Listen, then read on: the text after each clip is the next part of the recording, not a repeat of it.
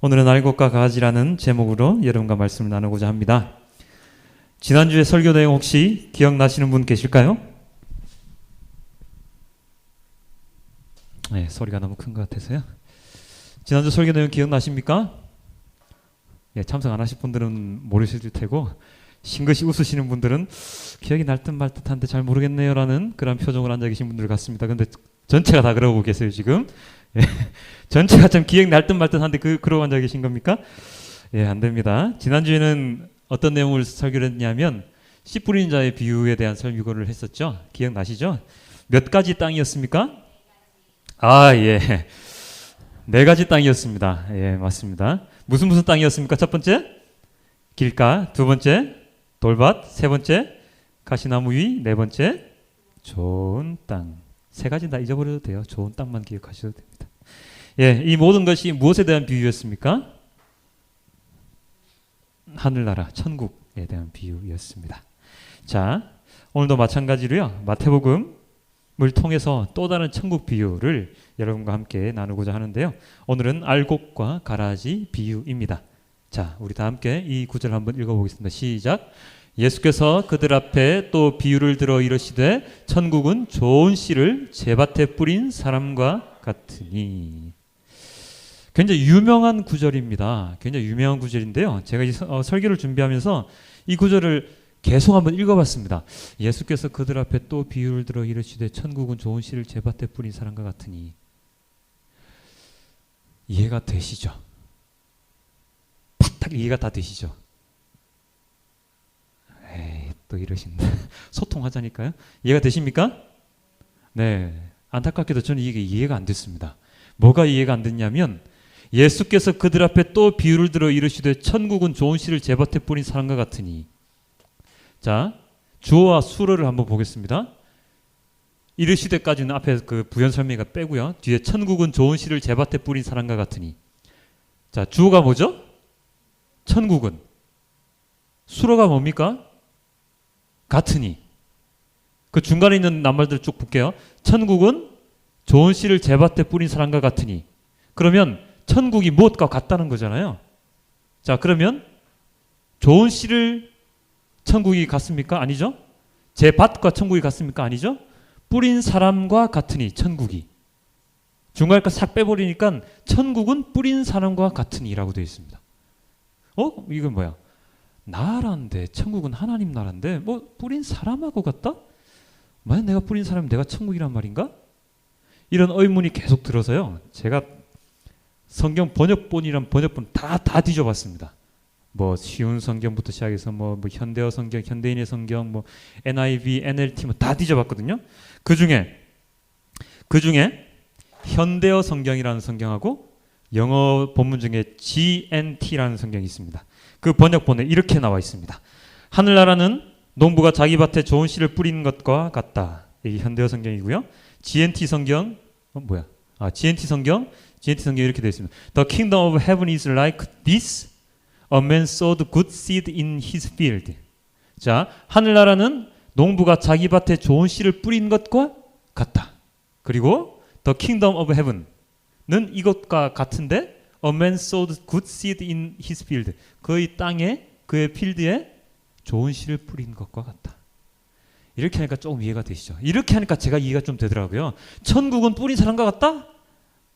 이것은 이해가 잘 안 됐었는데 천국은 좋은 사람이 좋은 씨를, 그러니까 자기 밭에 좋은 씨를 뿌린 것과 같다 라고 하니까 이해가 조금 되었습니다. 자, 자기 밭에 좋은 씨를 뿌린 것과 같은데 하늘나라는 누가 뿌린 것이죠? 내가? 저기 나와 있잖아요. 주어. 농부가. 그죠? 농부가 뿌린 것과 같다. 그런데 이 농부가 누구일까요? 바로 예수님입니다. 우리가 이후에 읽었던 성경 구절을 보면 그것은 인자다. 씨 뿌린 사람은 인자다. 바로 나 예수다라고 답이 나옵니다. 예수님께서 자기 밭에, 자기의 좋은 밭에 좋은 씨를 뿌리는 것 같은 것이 바로 천국이지요. 아주 좋은 밭에 아주 좋은 씨, 튼실한 씨를 뿌리는 것. 그러면 결과가 어떻습니까? 전에 네 가지 비유 돌밭 뭐 이렇게 얘기했을 때 맨 마지막에 좋은 밭에 뿌렸을 때, 좋은 땅에 뿌렸을 때 어떻게 했었죠? 열매가 그렇죠. 30배, 60배, 100배. 자, 그러면 농부가 좋은 자기 밭에 좋은 씨를 뿌렸어요. 그럼 어떻게 되죠? 30배, 60배, 100배 그 이상의 열매가 맺어집니다. 이게 얼마나 해피한 일입니까? 자, 그런데 여기서 또 하나의 문제가 생겼습니다. 무엇이 문제냐면요, 이 좋은 밭에 좋은 씨를 뿌려놨는데 간밤에 마귀가 나타나서, 나쁜 놈이 나타나서 그 곡식 가운데 가라지라는 것을 막 뿌려 놓습니다. 이 가라지라는 것은 이 시대에 어떤 곡식이냐면 독보리라고 하는 곡식인데요. 이 독보리가 뭐냐면, 이 독보리는 여기에 뿌렸던 좋은 씨를 뿌려서 났던 그 곡식 밀과 굉장히 비슷하게 생긴 놈이라고 합니다. 그렇지만 이 독보리가 다 자라고 나면 밀과는 다른 모양을 하게 되는데, 어떤 모양을 하게 되냐면, 밀은 다 자라서 곡식이 연그면 쌀이 고개 숙이듯이 밀도 고개 이렇게 숙이죠. 보신 분 있으십니까? 고개 숙입니다. 그런데 이 독보리라는 놈은 열매가 별로 없대요. 그래서 고개를 빳빳하게 들고 있답니다. 그래서 추수할 때가 되면 추수꾼들이 나와서 고개 빳빳이 들고 있는 이 독보리만 싹 뽑아서 단으로 묶어서 불쏘시개로 던져버리면 끝. 이게 바로 가라지입니다. 자, 이런 문제가 생기는 거죠. 좋은 씨를 뿌려서 아주 좋은 땅에서 막 자라고 있는데 그 옆에 좋은 밭에서 자라야 될 그 곡식들을 힘들게 만드는 가라지라는 놈이 같이 자라는 것입니다. 행복하게, 너무나도 좋게, 너무 즐겁게, 야, 너 예쁘게 잘 크고 있네? 너도 같이 자랄 거지? 우리 손잡고 같이 자라자! 라고 막 서로서로 북돋으며 같이 자라야 되는 그 시간에 나쁜 독보리, 나쁜 가라지가 함께 자라게 되는 그러한 상황이죠. 아무래도 좋은 곡식들만 자라는 것보다 나쁜 잡초가 함께 자라는 그 상황이 좀 힘들 겁니다. 그죠? 자, 우리 옛날에 그 농사 짓던 그 우리 선조들의 모습만 봐도 그렇잖아요. 벼에, 그러니까 논에 벼를 심죠. 심어서 나 벼가 자라는데 거기 무엇이 생깁니까? 잡초 생기죠. 뭐라 그러죠? 보통? 야, 우리 피 뽑으러 가자. 다들 너무 도시에 사셔가지고 잘 모르시는구나. 피 뽑으러 가자 그러면은 막 나가서 피를 뽑았다고 그래요. 사실 저도 도시인이라 잘 모르지만 농활 같은 데 가보면 그렇게 하더라고요. 그래서 피 뽑으러 가자 이렇게 해서 피를 뽑죠. 그 피를 뽑는 이유가 뭡니까? 벼가 자라는데 저해가 될까봐, 벼가 자라는데 필요한 영양분들을 그 피라는 잡초들이 다 먹어버릴까봐, 그래서 그 피를 뽑으러 가죠. 자, 그러면 오늘 이 본문 상황 속에서 가라지가 막 자라고 있어요. 그때 이 가라지의 주인에게 종들이 막 달려갑니다. 주인님. 왜? 우리가 좋은 씨를 뿌려서 좋은 열매들이 맺어야 되는데 이 옆에 막 잡초가 막 자라고 있어요. 이런 주인님 어떻게 해요? 그 가라지 다 뽑을까요? 그랬더니 주인이 어떻게 얘기합니까? 아니야, 그거 뽑지 마. 그거 뽑다가 알 것까지 다 뽑히면 어쩌려고 그래? 뽑지 마. 그러고 나서 마지막에 이 말을 덧붙이죠. 추수 때까지 다 자라게 놔둬. 추수 때가 되면 다 걷어들여서 불에 던져버릴 테니까. 이렇게 이야기를 합니다. 주인의 말이 너무나도 자신만만하지 않습니까? 이 자신만만함의 근거가 어디 있을까요? 그것은 바로 성경에 나오는 말씀에 근거가 있는데요. 아까 얘기 드렸듯이 알곡은 밀을 뜻합니다. 좋은 씨를 뿌렸던 그 곡식은 밀을 뜻하고요. 그 다음에 가라지는 독보리를 뜻하죠. 아까 제가 설명드렸던 그것과 마찬가지로 독보리가 자라면 고개를 빳빳하게 들기 때문에, 밀은 고개를 숙이지만 독보리는 빳빳하게 들기 때문에 그것들을 그냥 그대로 다 쓸어 모아서 불에 던져버리면 된다는 것을 이 주인은 알고 있다는 것입니다. 자, 그런데 여기서 우리 하나의 염려가 또 있습니다. 아까 논에 벼가 자랄 때 피를 우리가 제거했듯이, 아니 그럼 이것 보세요. 이 알곡이 제대로 자라야 되는데 이 밭에 자란 이 가라지가 영양분을 다 먹으면 어떡해요? 다 먹어서 이 알곡이 제대로 자라지 못하면 어떡해요? 라고 우리의 염려가 그 속에 섞일 수가 있습니다. 여러분은 그렇게 생각하지 않으시나요? 저만 그렇게 생각하나요? 저는 굉장히 염려가 됩니다. 이 가라지들이 자라서 밀이 제대로 자라야 되는데 그 모든 영양분을 뽑아 먹어버리면 어떡하나. 자, 여기에 오늘 본문의 키포인트가 있습니다. 지금까지 우리가 살펴보았던 마태복음의 이 이야기를 잠시만 좀 뒤로 놔두고요. 우리 새로운 본문으로 한번 갈 텐데요. 제가 키포인트라고 얘기 드렸던 이 마태복음의 이 생각, 아니 알곡의 모든 영양분들을 가라지가 다 먹어버리면 어떻게 해? 라고 하는 이 부분을 잊지 말고 계십시오. 잊지 말고 우리 잠시 오늘 읽었던 본문인 로마서로 넘어가 보도록 하겠습니다. 로마서 우리 8장 12절 13절인데 이렇게 나와 있습니다. 그러므로 형제들아 우리가 빚진 자로 돼 육신에게 져서 육신대로 살 것이 아니니라. 너희가 육신대로 살면 반드시 죽을 것이로 돼 영으로서 몸의 행실을 죽이면 살리니. 자, 로마서를 쓴 바울 사도가 어떻게 얘기를 하고 있습니까? 육신에게 져서 육신대로 살면 어떻게 된다고 나와 있죠? 바로 죽는다고 나와 있습니다. 너희가 육신대로 살면 반드시 죽을 것이로되. 이 죽음은 어떤 죽음입니까? 육신의 죽음입니까? 아닙니다. 육신의 죽음뿐만이 아니라 영적인 죽음을 의미하고 있습니다. 마지막이죠. 더 이상 우리가 살 수 없는 그러한 죽음을 로마서 바울 사도는 이야기를 하고 있습니다. 자, 그렇다면 어떻게 하면 우리가 살 수 있다고요? 영으로서 몸의 행실을 죽이면 우리가 살 것이다 라고 얘기했습니다. 이 말 뜻은 무슨 뜻입니까? 성령 하나님의 말씀에 따라서 성령 하나님께 의지하면 육신의 즐거움, 육신의 쾌락, 세상의 이익을 다 버리고 살아가면 살 수 있다는 것을 뜻합니다. 자, 이것은 또 무엇을 뜻하는 것입니까? 세상에 의지하면 어떻게 된다고요? 죽고. 세상을 버리면 어떻게 된다고요? 산다는 것입니다. 꼭 그 흩어지면 죽고 뭉치면 산다 이런 뜻, 이런 말 같은데 그런 뜻은 아니고요. 세상에 의지하면 죽고 세상에 의지하지 않으면 살 수 있다고 이야기를 합니다. 이것이 중요합니다. 자, 이 다음 구절은 어떻게 진행이 되죠? 무릇 하나님의 영으로 인도함을 받는 사람은 곧 하나님의 아들이라. 자, 세상을 버리고 영에 의지하며 살아가는 사람이 바로 누구라고요? 하나님의 아들들입니다. 하나님의 아들들입니다. 하나님의 아들은 세상에 의지하지 아니하고 세상을 버리고 영에 의지하고 살아가는 사람들입니다.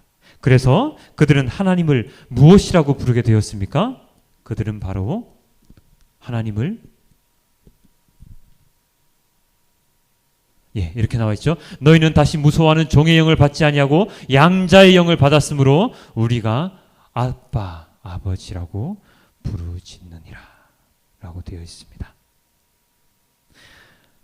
이렇게 되어서 우리가 하나님을 아빠, 아버지라고 부를 수 있게 됩니다. 하나님 아버지라고 부르는 사람들이 누구입니까? 하나님의 아들들이죠. 그들은 누구에게 의지한다고요? 영에 의지합니다. 성령 하나님께 의지합니다. 자, 그러면 여기서 한 가지 제가 여러분께 물어보겠습니다. 여러분은 기도할 때 하나님 아버지라고 기도하십니까? 예, 그렇게 기도하시죠. 자, 그렇다면 여러분은 자신 있게 세상에 의지하지 아니하고 영에 의지하며 살아간다고 말씀하실 수 있습니까? 아멘입니까?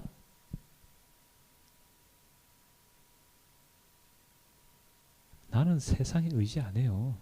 나는 성령 하나님께만 의지해요. 자신 있게 아멘이십니까? 아니면 노맨이십니까? 아멘이십니까? 노맨이십니까? 여기서 노맨이라는 것은 아멘이 아니라는 뜻입니다. 자, 예전에 연극할 때 썼던 말인데 생소하시죠? 아멘의 뜻은, 노맨이라는 뜻은 아멘이 아니라는 뜻입니다. 자, 이 물음에 나는 노맨이야, 나는 아멘이라고 자신 있게 얘기할 수 없어 라고 생각하시더라도 너무 상심하지 마십시오. 사실 입 밖으로 아멘이라고 자신 있게 외치시는 사람들도 마음속으로는 아이고야, 나도 노맨인데 라고 이야기하시는 분들이 되게 많을 것입니다. 너무 상심하지 마십시오. 자, 저는 자신 있게 뭐라고 얘기할까요? 아멘이라고 얘기를 할까요? 아닙니다. 저도 솔직히 얘기하면 저도 노맨이라고 얘기할 수밖에 없습니다. 자, 제가 이렇게 노맨이라고 얘기할 수 있는 이유가 있습니다. 어디에 있을까요? 자, 지금부터 이 얘기 되어지는 말씀들에 나의 노맨이라는 이유가 있는데요. 자, 말씀을 한번 보도록 하겠습니다. 밭은 세상이요, 좋은 씨는 천국의 아들들이요, 가라진 악한 자의 아들들이요, 가라지를 뿌린 원수는 마귀요, 추수 때는 세상 끝이요, 추수 끝은 천사들이니 그런즉 가라지를 거두어 북에 사르는 것이 세상 끝에도 그러하리라. 예수님께서 이야기를 하십니다. 밭은 무엇이라고요? 세상입니다. 좋은 씨는 무엇이라고요? 천국의 아들들, 즉 하나님의 자녀들이지요. 가라지는 무엇입니까? 악한 자의 아들들, 곧 마귀의 종들입니다. 육신의 종들이겠지요.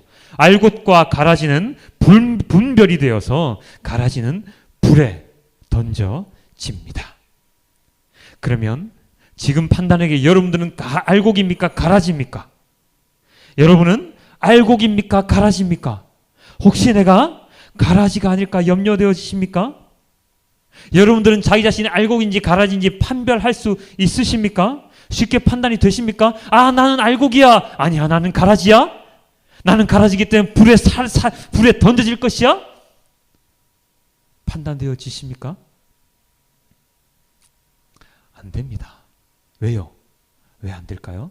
아까 밭의 주인이 했던 이야기 기억이 나십니까? 종들이 와서 지금 가라지 뽑아버릴까요? 얘기했더니 주인이 이렇게 얘기했죠. 아니야, 끝까지 기다려. 추수 때까지 기다려라. 이 추수 때가 언제라고 주님이 얘기하십니까? 그 추수 때는 바로 세상 끝이라고 이야기를 하십니다. 주인이 가라지 뽑지 말라고 얘기합니다. 왜입니까? 그것이 지금 가라지인지 알곡인지 알지 못하기 때문입니다. 자, 그렇다면 지금 여기 앉아 계신 여러분들이 나는 알곡이야, 가라지야 판별할 수 있습니까? 못합니다. 왜 못합니까? 아직 우리가 추수되어질 그날이 아니기 때문입니다. 세상 끝날이 아니기 때문이죠. 우리가 알곡인지 가라지인지를 알 수 있는 그날은 세상 끝날입니다. 세상 끝날이 아니기 때문에 우리는 지금 내가 알곡인지 가라지인지 판별할 수 없는 것입니다. 세상 끝날에 추수꾼들이, 천사들이 너는 알곡이야, 너는 가라지야 라고 분별할 수 있는 것이죠. 고개를 빳빳이 들고 있는 가라지는 한 대 모아서 불에 던져지지요. 고개 숙인 알곡들은 다 모아서 곡간에 들여 놓아집니다. 그리고 그들은 해와 같이 빛나는 존재들이 된다고 주님께서 이야기하십니다. 자, 그러면 다시 여러분께 묻겠습니다. 여러분은 알곡입니까? 가라지입니까? 잘 모릅니다. 내가 알곡인지 내가 가라지인지 그것은 세상 끝날에 알 수가 있습니다. 자, 그렇다면 우리는 모두 무엇이 되기를 원하십니까? 알곡이 되기를 원하시죠? 자, 이렇게까지 얘기했는데 난 그래도 가라지 될 거야 라고 생각하시는 분 계십니까? 없지요. 불에 던져진다는데 지난 시간에 얘기 드렸잖아요. 그 불은 어떤 불이다? 정말로 내가 상상하기 싫은 그 어떤 상황에 그 천배 만배 되는 그런 상황이다. 그러한 불길 속으로 나는 던져지지 않을 것이기 때문에 나는 끝까지 알곡이 되어서 하나님 나라 저 천국이 곳간에 나는 들여보내줄 것이다 라고 우리는 마음속으로 깊이 있게 다짐할 것입니다. 자 그러면 우리가 알곡이 되어서 주님의 천국의 나라에 곳간에 들여지기 위해서는 무엇을 해야 합니까? 무엇을 해야 합니까? 첫 번째로 우리는 좋은 땅에 있는 아주 많은 영양분들을 마음껏 섭취해야 합니다. 그리고 가만히 잠잠히 기다려야 합니다. 이 말씀이 있지 않습니까? 주인이 이르되 가만두라. 가라지를 뽑다가 곡식까지 뽑을까 염려하노라. 가만두라. 가만히 있으라. 우리가 살아가고 있는 이 땅은 세상이지요. 천국이 아닙니다. 이 세상은 죄의 땅이죠. 죄악의 땅이죠. 그렇기 때문에 너무나도 많은 어려움들이 있습니다. 그 많은 어려움들이 바로 오늘 성경의 본문에 나와 있는 그 가라지와 함께 있는 그 상황입니다. 가라지와 함께 성장할 수밖에 없는 그 상황입니다. 하나님의 아들들만 있는 곳, 그것은 천국이죠. 그렇지만 우리가 살아가는 곳, 우리가 성장하는 이곳은 가라지와 함께 성장한 곳입니다. 그렇기 때문에 이 세상은 마귀들의 종들, 하나님의 아들들만 있는 것이 아니라 마귀들의 자녀들과 함께 살아가는 그러한 세상입니다. 그렇기 때문에 이곳에는 무엇이 있습니까? 고통이 있습니다. 환난이 있습니다. 너무나도 어려움들이 너무나도 많이 있습니다. 가라지가 나보다 더 많이 자라서 햇볕을 가릴 수도 있습니다. 그 햇볕을 쬐일 수 없는 상황에 놓여있게 될지도 모릅니다. 하나님의 얼굴을 바라보지 못하게 될지도 모릅니다. 그리고 내가 먹어야 되는 그 영양분들을 내 옆에 있는 가라지가 먼저 먹어버릴지도 모릅니다. 그래서 힘이 없어 쓰러져 버릴지도 모릅니다. 그리고 가라지의 유혹에 넘어가서 스스로 이 땅을 저버릴 수도 있습니다. 이 땅은 내 땅이 아닌가비요? 라고 엉뚱한 생각을 하게 될지도 모릅니다. 그럴 때 가라지들이 이 세상에서 나를 너무나도 괴롭히고 나를 유혹할 때 우리는 바로 이 말씀을 기억해야 합니다. 자녀이면 또한 상속자 곧 하나님의 상속자요 그리스도와 함께한 상속자니 우리가 그와 함께 영광을 받기 위하여 고난도 함께 받아야 할 것이니라. 우리가 그리스도의 영광을 받기 위해서 고난도 함께 받아야 한다. 그리스도 우리가 그와 함께 영광을 받기 위하여 고난도 함께 받아야 한다. 왜냐하면 생각하건대 현재의 고난은 장차에 우리에게 나타날 영광과 비교할 수 없기 때문입니다. 현재 우리가 받는 고난은요, 미래에 우리에게 나타날 영광과 비교할 수 없기 때문입니다. 이러한 영광은 우리 인간들만 받는 것이 아니죠. 인간들만 고대하는 것이 아니죠. 피조물들, 하나님께서 창조하셔서 인간에게 허락하셨던, 하지만 아담의 타락으로 인해서 함께 저주를 받은 자연세계의 모든 피조물들도 하나님의 아들들이 나타날 것을 함께 학수고대하고 있습니다. 그 바라는 것은 피조물도 썩어짐의 종노릇한 데서 해방되어 하나님의 자녀들의 영광의 자유에 이르는 것이니라. 피조물이 다 이제까지 함께 탄식하며 함께 고통을 겪고 있는 것을 우리가 아느니라. 하나님의 자녀들이 영광을 받으면 피조물들 또한 함께 영광을 얻기 때문에 인간들만 고통이 있는 것이 아니라 피조물들도 함께 탄식하며 고통을 받고 있는 것이죠. 이 고통은 어떠한 고통과 비유할 수 있습니까? 그 고통은 바로 해산의 고통입니다. 아이를 낳을 때, 저는 솔직히 얘기해서 아이를 안 낳아서 잘 모릅니다만, 아이를 낳을 때 그 고통, 아이를 낳을 때 우리 딸 나올 때 그 옆에 있어 봤는데요, 진짜로 힘든 것 같더라고요. 아이를 낳아보신 분들 다 아실 겁니다. 그 아이를 낳을 때 그 고통 정말로 심하지요. 특히나 아이가 나오기 그 직전의 그 고통, 있는 힘껏 모든 힘을 다 써야 될 때, 그때 산모들이 겪는 고통, 그 고통은 이루 헤아릴 수 없다고 합니다. 맞습니까? 네. 고개를 끄덕끄덕 하십니다. 바로 이 고통, 우리가 겪고 있는 이 고통은 우리의 탄생, 하나님의 자녀들의 탄생, 하나님의 아들들의 탄생을 위한 고통입니다. 새로운 생명이 탄생하는 그 기쁨의 고통입니다. 그렇기 때문에 그 고통 이후에 탄생하는 아기를 생각하면 그것은 소망이 될 수 있는 것이죠. 그래서 우리는 그 고통을 인내하며 참아내어야 합니다. 가라지와 함께 자라는 알곡이 가라지와 함께 자라야 하는 이유입니다. 가라지를 뽑는답시고 잘못으로 알곡을 뽑아낼 수 있는 그 위험에서 자유하기 위해서 우리는 가라지와 함께 커가야 하는 것이지요. 그렇게 가라지와 함께 커서 가라지와 함께 커가는 그 고통 속에, 그 고통스러운 상황 속에서 그 가라지와 함께 커서 나중에 추수 때가 되면, 해산의 날이 되면, 마지막 날이 되면 고통을 감내하고 하나님만 바랐던 사람들은 천국의 곳간으로, 천국으로 들여지게 되는 것이죠. 이 모든 것이 하나님의 계획입니다.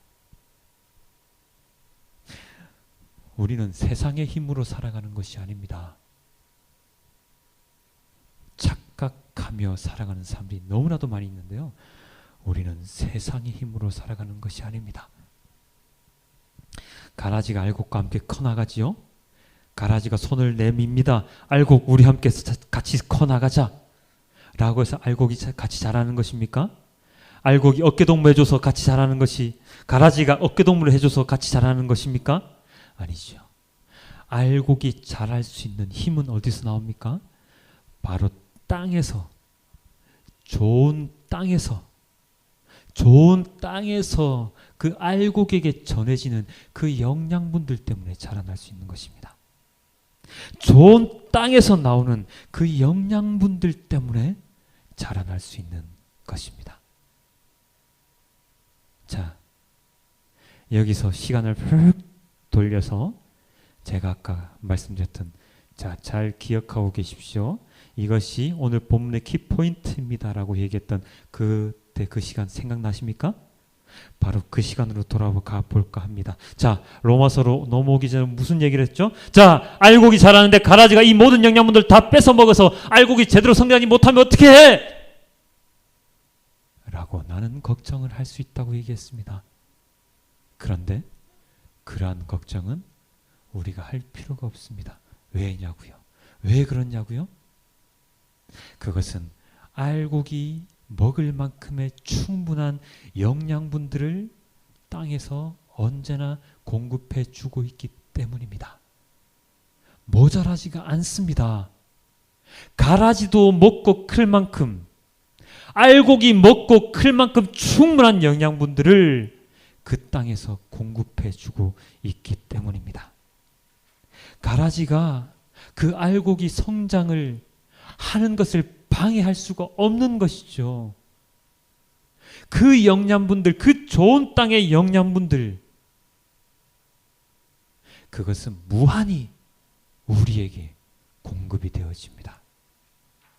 자, 이 무한히 공급되어지는 이 영양분들이 만약에 없다면, 만약에 알곡이 이 가라지 때문에 쓰러져서 열매를 맺지 못한다면 그 주인은 무엇이라고 얘기를 했을까요? 그래, 가라지 지금 당장 뽑아! 그렇지 않으면 우리 알곡들 제대로 자라지 못할 것이야 라고 해서 알곡인지 가라지인지 알지도 못하는 상황 속에서라도 그 가라지를 뽑으려고 애쓰겠지요. 하지만 주인은 알고 있습니다.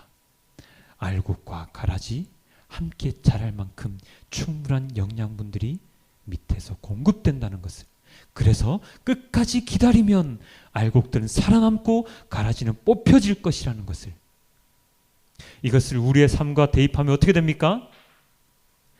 우리가 가라지와 마귀의 자녀들과 함께 커 나가지만, 마귀들의 그 모든 유혹 속에서 함께 커 나가지만, 우리가 꿋꿋이 버티면, 우리의 공급해 주시는 하나님의 은혜, 하나님의 사랑으로 인해서 우리가 꿋꿋이 버텨 나가면, 그리하여서 마귀의 유혹에 넘어가지 않고 주님만 바라보며 하나님의 얼굴을 바라보며 살아간다면, 세상의 끝날에 우리는 어떻게 되어질 수 있다고요?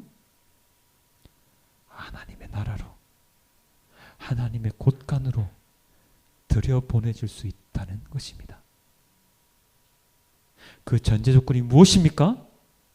우리가 끝까지 가라지의 유혹에 넘어가지 아니하고 밑에서 공급되어지는 그 모든 영양분들을 우리가 충분히 끌어당겨서 우리가 쓰러지지 아니할 정도의 영양분으로 우리가 커 나갈 때 가능한 것입니다. 아까 얘기했죠. 어이구, 이 땅이 우리 땅이 아닌가 하고 우리가 쓰러질 때, 가라지가 나의 모든 것들을 막아서 그늘 속에서 햇볕을 보지 못할 때, 그러한 상황 속에서도 우리가 끝까지 버티고 끝까지 인내하고 끝까지 기다리면 주님께서는 마지막 날에 우리를 선택하여 주시는 것입니다. 그것이 바로 오늘 본문의 키포인트입니다. 자, 그런데 주님께서 끝까지 이렇게 우리에게 영양분들을 공급해 주시리라는 것을 우리는 어떻게 믿을 수가 있습니까? 그것은 바로 주님께서 이 모든 만물을 창조하신 분이기 때문입니다. 오늘의 본문에 이렇게 나와 있습니다. 이스라엘의 왕인 여호와, 이스라엘의 구원자인 만군의 여호와가 이같이 말하노라. 나는 처음이요 나는 마지막이라. 나 외에 다른 신이 없느니라.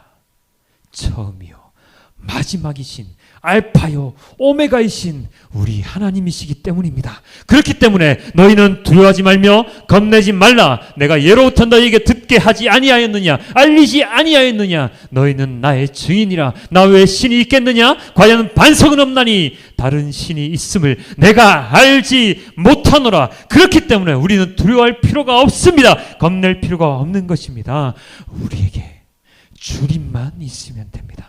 주님께서 주시는 그 영양분만 있으면 그 어떤 어려움 속에서도 고난 속에서도 우리는 끝까지 성장할 수 있습니다. 그것을 믿지 아니하고 다른 곳에서 이 영양분을 얻으려 하다가 다른 우상들에게 우리가 의지하려고 하다가 쓰러지고 마는 것이죠. 좋은 땅의 모든 영양분들을 우리가 다 차단해버리고 가라지가 소개해주는 그 나쁜 영양분들을 우리가 공급받으려 하기 때문이죠. 그렇기 때문에 우리는 이렇게 고백을 해야 합니다. 여호와여, 주의 도를 내게 가르치시사 내가 주의 진리로 행하오리니 일심으로 주의 이름을 경외하게 하소서. 주님의 도, 주님의 진리, 주님의 말씀을 가르쳐 주시기를, 그것만 따라 살아가기를, 그리고 주님을 경외하고 두려워하기를.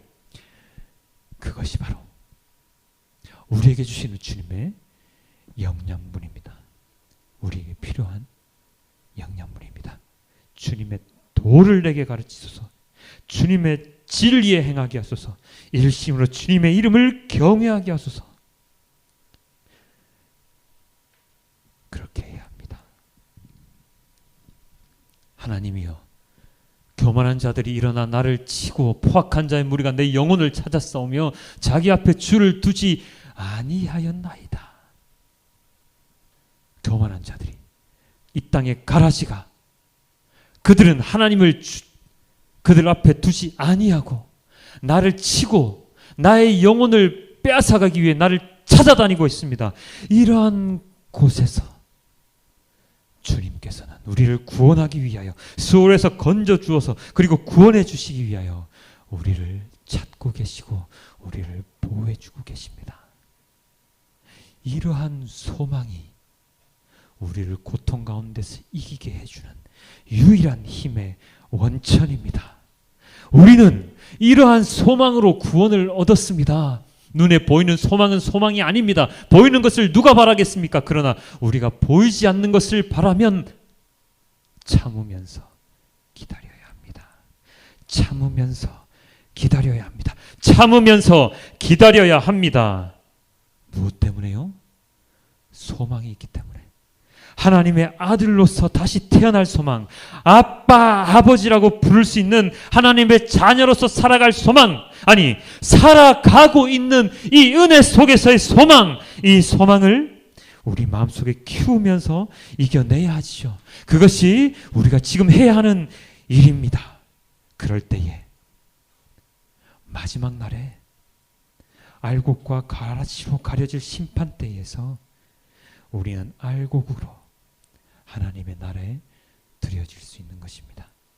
그 소망 없이 모든 것을 포기해버리고 세상의 자녀로 가라지로 살아간다면 우리의 미래는 풀무불로 던져져서 울면서 이를 갈고 있게 될 것입니다.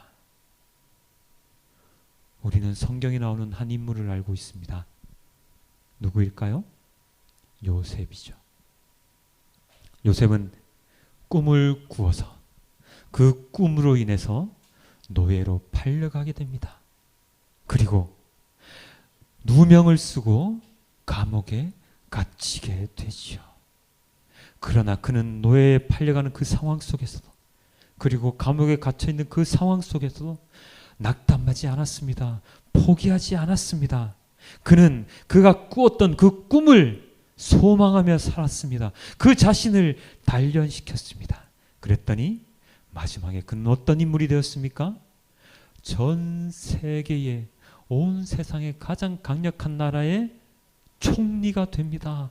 인자가 되지요. 만약에 그가 노예로 팔려갔을 때, 감옥에 갇히게 되었을 때, 이제 내 인생은 끝이 났구나. 나의 꿈은 그냥 한낱 꿈에 지나지 않았구나 라고 생각을 하며 그 모든 것을 포기해버렸다면 그는 한낱 인간에 지나지 않았을 것입니다. 그저 그런 인간으로 살아갈 수밖에 없었을 것입니다. 하지만 그는 꿈을 꾸었고 그 꿈의 소망을 잃지 않고 끝까지 참고 기다리며 살아갔습니다. 그래서 그는 하나님이 예비하신 그 자리에 하나님의 자녀로서, 하나님의 선택하신 자녀로서 그 자리에 온전히 설 수 있었습니다. 바로 그러한 자, 우리도 될 수 있습니다.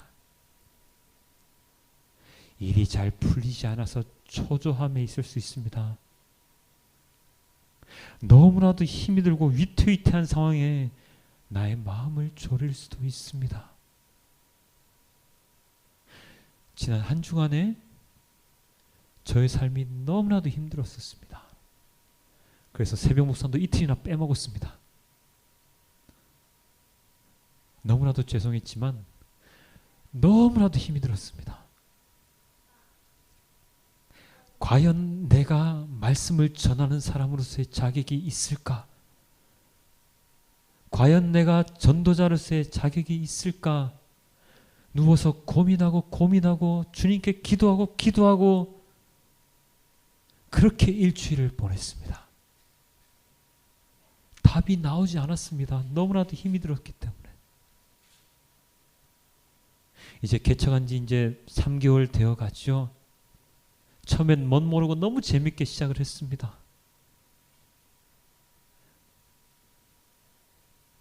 개척하는 그 사람들이 이렇게 많은 것에 대해서 모든 사람들이 축복을 해주었습니다. 이야, 개척할 때 그렇게 많은 사람들이 함께하면 정말로 맨 땅에 헤딩하는 그러한 개척보다 너무나 축복된 것이야. 넌 정말로 주님께 축복을 받았구나. 그래서 저는 축복 가운데 개척했다고 저 자신을 너무나도 위로했습니다. 그런데 날이 갈수록 너무나도 힘이 들었습니다. 그래서 지난 한 주간은 정말로 힘들어서 무엇을 해야 할지 몰랐습니다. 성경을 읽어도 답이 안 나왔고요. 새벽 묵상도 못하겠더라고요. 이런 상황 속에서 내가 새벽 묵상을 하면 이거는 진실된 주님의 마음이 아니라 거짓된 말씀을 전하는 것밖에 되지 않을 것 같아서 새벽 묵상도 제대로 하지 못했습니다. 그렇게 한 주간을 지나면서 그래도 주일은 빼먹을 수가 없어서 주일 말씀을 준비할 때 주님께서 나에게 이 말씀을 던져주신 겁니다. 너 알곡인지 가라지인지 몰라. 넌 네가 지금 알곡이라고 생각하지. 주님께 선택받았다고 생각을 하지. 근데 아직 몰라. 너 하기 나름이야. 그렇지만 창현아, 소망이 있잖아. 네가 가졌던 그 소망, 그 소망을 잃지 않고 계속해서 나아간다면 너는 세상 끝날에 주님의 선택을 받게 될 것이야. 만약에 네가 선택을 받지 않는다고 하더라도 주님의 말씀을 전했던 그 시간 얼마나 행복했던 삶이 되겠니? 그렇게 저에게 힘을 주셨습니다. 그 힘을 여러분도 동일하게 받기를 원합니다. 정말 힘드시잖아요. 한 분 한 분 지금 안 힘드신 분이 안 계시잖아요. 지금 너무 해피해서 전도사님 난 지금 너무 해피해서 그런 말씀 안 드려도 돼요라고 지금 얘기하신 분도 계십니까? 이 자리에? 그러시다면 정말로 축복해드리고요. 정말로 베리굿이라고 말씀드리겠습니다만 지금 이 자리에 앉아 계신 분들 중에 나는 세상의 모든 걸 다 가졌고 주님 말씀대로만 살아가고 있어라고 자신 있게 아멘하며 외치실 분 솔직히 얘기해서 제가 보기에는 없다고 생각됩니다.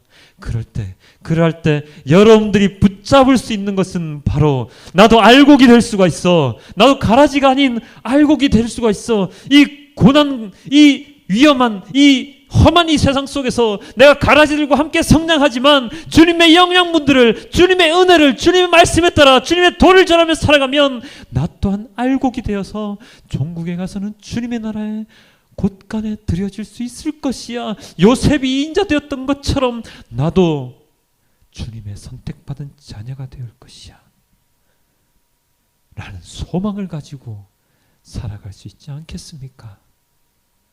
그것이 오늘 말씀을 통해서 주님께서 우리에게 주시는 은혜이자 소망입니다.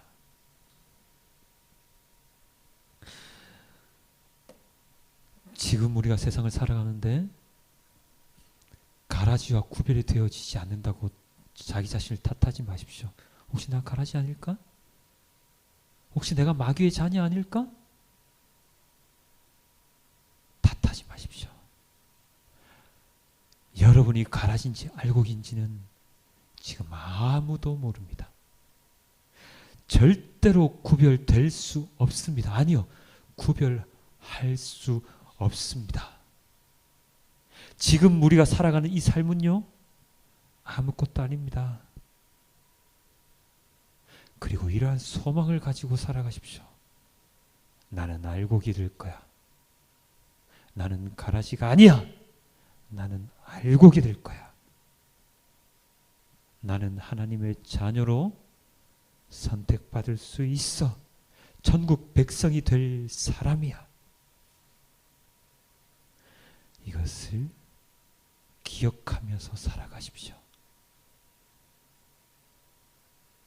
하루하루 살아갈 때 다가오는 모든 고난들, 모든 위험들, 그래, 내가 알곡이 되기 위한 과정일 뿐이야 라고 생각하시며, 요셉은 감옥에 갇혀서도 소망을 가졌잖아요. 우리는 감옥에는 안 갇혀 있잖아요. 요셉은 노예로 팔려갔잖아요. 우리는 자유한 신분이지 않습니까? 이것에 감사하며 주님께서 주시는 은혜와 사랑을 마음껏 받을 수 있음에 감사하며 참고 기다리는 삶을 살아가시는 여러분들이 되시길 주님께 소망합니다.